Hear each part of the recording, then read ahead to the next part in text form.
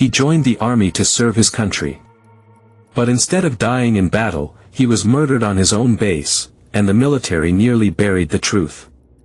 At 5:42 a.m., the sun had barely crept over the horizon when a soldier's body was discovered lying face down in the dirt behind the barracks.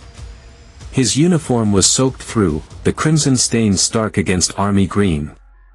The military base, usually alive with the sound of boots marching and orders barked, stood eerily still. Within minutes, the news rippled through the ranks.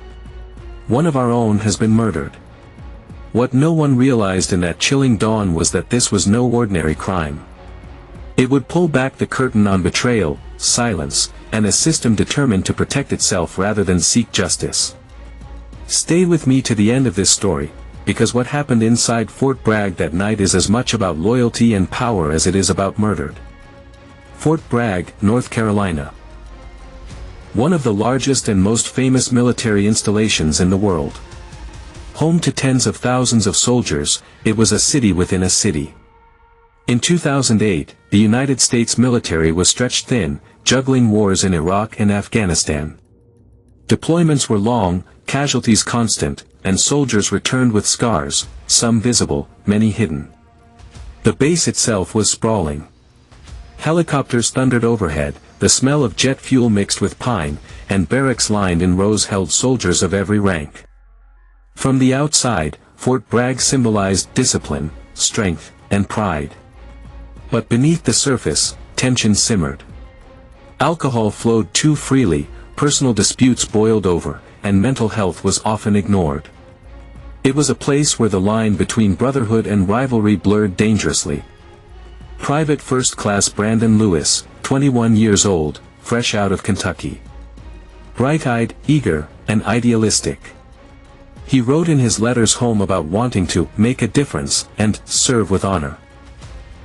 He was the kind of soldier commanders liked, obedient, hardworking, always volunteering for extra duties. Sergeant Daniel Harper, 28, battle-hardened, a veteran of 2 Iraq tours. On the surface, Harper was everything the Army admired, tough, decorated, fearless. But beneath that veneer was volatility. He drank heavily, picked fights easily, and carried himself with the arrogance of a man who believed rules didn't apply to him. August 11, 2008. The recreation center on base was buzzing. Music blared, beer bottles clinked, and the air was thick with cigarette smoke and bravado. Soldiers blew off steam after grueling weeks of training. Witnesses would later recall an argument sparking between Brandon and Sergeant Harper. The cause? A whisper that Brandon had reported Harper for harassing a female soldier. It was never confirmed, but in the tightly wound world of the Army, even rumors could destroy a career. Harper's voice rose, his words laced with venom. "You think you're a hero? You don't know who you're messing with." Brandon stayed calm, but his nervous glance towards the door suggested he knew the danger. By midnight, the party dissolved. Brandon left alone, walking the short path back to his barracks. But he never made it. At dawn, his body was found. He had been beaten, his jaw fractured, his ribs bruised. 2 stab wounds to the chest ended his life.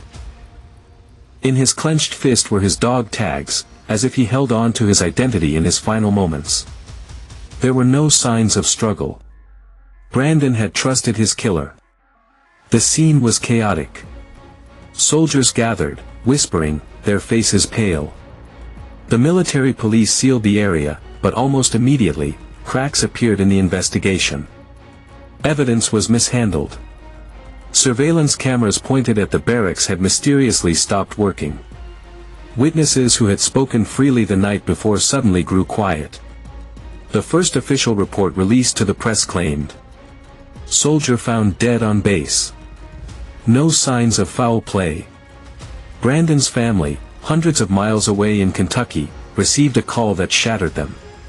His mother later said, "They told me he died in his sleep.